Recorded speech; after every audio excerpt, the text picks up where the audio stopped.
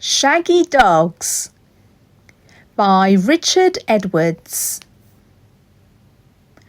Two sheepdogs in a field looked up and wondered why a great big flock of woolly sheep was clattering up the sky.